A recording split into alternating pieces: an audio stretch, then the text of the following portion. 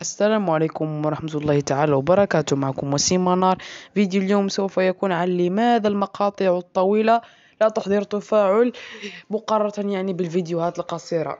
هذا يحدث لي غالبا، لماذا المقاطع الطويلة لا تحضر التفاعل كما تحضر في المقاطع القصيرة.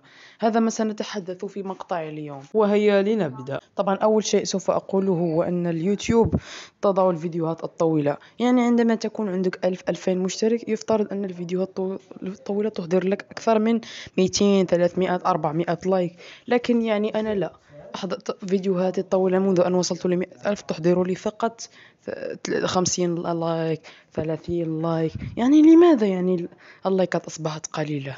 ثاني شيء سأقول أن المشتركين الوهميون، المشتركون الوهميون فقط اشتركوا في قناتك من ناحية الدبلجة، وهذا ما صار لي أنا عندما فعلت محتوى الدبلجة ووصلت لأكثر من 100,000 مشترك. اكتشفت وقتها أنه عندي متابعين كثير، لكن التفاعل عندي في الفيديوهات الطويلة قليلة.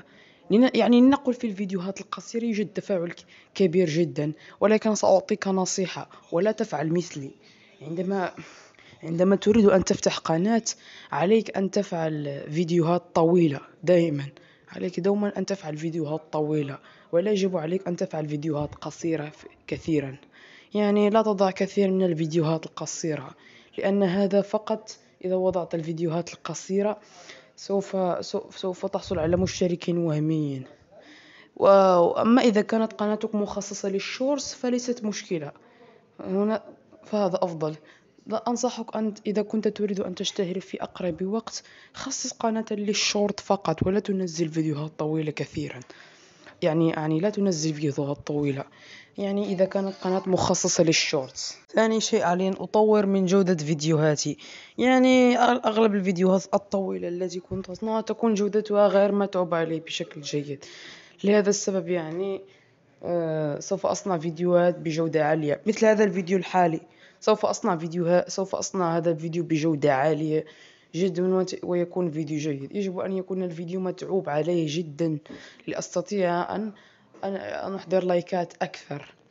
وطبعا هذا الشيء ضروري أن أفعله إذا أردت أن أكون يوتيوبرز أسطوري وأكون أنيميتر جيد.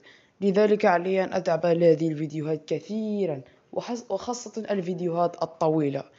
لذلك الفيديوهات الطويلة لا تحضر لايكات كثيرة.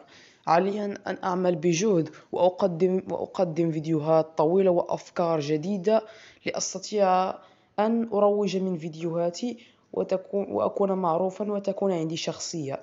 طبعا كان هذا هو الفيديو اليوم. لا تنسى الاشتراك في القناة واضغط على اللايك تشجيعا للمواصلة.